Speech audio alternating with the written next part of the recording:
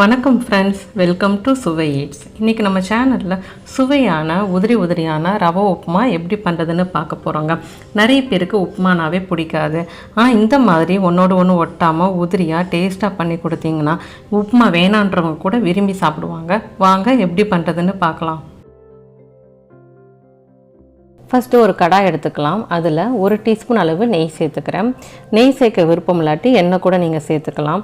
இதில் 1 கப் அளவு ரவை எடுத்துருக்கேங்க. எந்த கப்பில் ரவை எடுக்கிறீங்களோ அதுலேயே தண்ணி அளவும் எடுத்துக்கோங்க.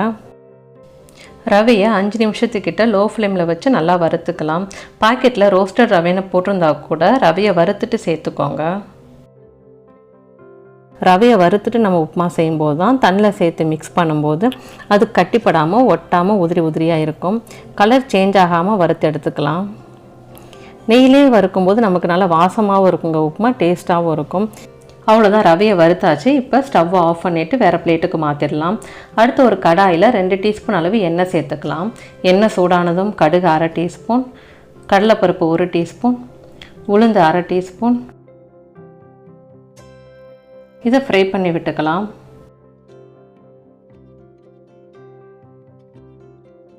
அடுத்து இது கூட மீடியம் சைஸ் பெரிய வெங்காயம் 1 பொடியாக கட் பண்ணி சேர்த்துக்கலாம். பொடியாக கட் பண்ண பச்சை மிளகாய் 2, கருவேப்பிலை கொஞ்சம், பொடியாக கட் பண்ண இஞ்சி 1 டீஸ்பூன் சேர்த்துக்கிறேன். உப்பு கொஞ்சம் சேர்த்துக்கலாம். வெங்காயத்தை 2 நிமிஷத்துக்கிட்ட நல்லா வதக்கி விட்டுக்கலாம். பொன்னிறமாக வரணும்னு அவசியம் இல்லைங்க, கண்ணாடி பதம் வர அளவுக்கு வதக்கிக்கலாம். வெங்காயம்லாம் நல்லா வதங்கியாச்சு. அடுத்து இது கூட 1/4 கப் அளவு பொடியாக கட் பண்ண கேரட் சேர்த்துக்கலாம். கேரட்டை ஒரு 2லேருந்து 3 நிமிஷத்துக்கு வதக்கி விட்டுக்கோங்க. காய்கறி ஆப்ஷனல் தான், உங்களுக்கு விருப்பப்பட்ட காய்கறி சேர்த்துக்கலாம். காய்கறி இல்லாமையும் செய்யலாங்க. இப்போ கேரட்டை நல்லா வதக்கியாச்சு. அடுத்து இது கூட தண்ணி 1 கப் சேர்த்துக்கிறேன். எந்த கப்பில் ரவை எடுத்தீங்களோ அதுலேயே தண்ணி அளவும் எடுத்துக்கோங்க. 1 கப் ரவைக்கு 1 கப் தண்ணி கரெக்டாக இருக்கும். உப்பளவு செக் பண்ணிக்கோங்க. உப்பு தேவைப்பட்டால் திருப்பி நம்ம சேர்த்துக்கலாம். இப்போ உப்பு கொஞ்சம் நான் சேர்த்துக்கிறேன்.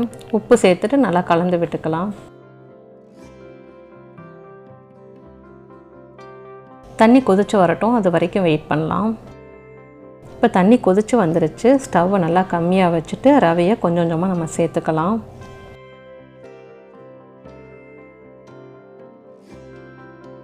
இப்போ ரவை எல்லாத்தையுமே சேர்த்தாச்சு. இதை 3லேருந்து 4 நிமிஷத்துக்கு லோ ஃப்ளேமில் வச்சு கைவிடாமல் கிண்டி விட்டுட்டே இருக்கணும். இந்த மாதிரி மிக்ஸ் பண்ணிகிட்டே இருக்கும்போது ரவை நல்லா உதிரியாக வந்துடும்.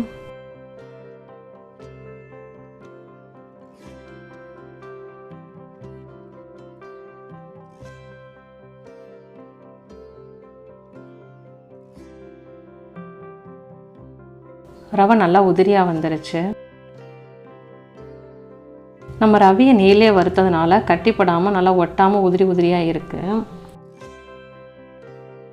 இந்த மாதிரி அழுத்தி விட்டுட்டு இதை மூடி போட்டு ஒரு 2 நிமிஷம் லோ ஃப்ளேமில் வச்சிடலாம்.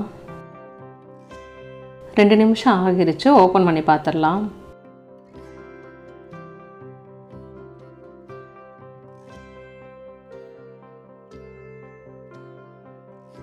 உப்புமா பாருங்கள், நல்லா உதிரியாக வந்துருச்சு.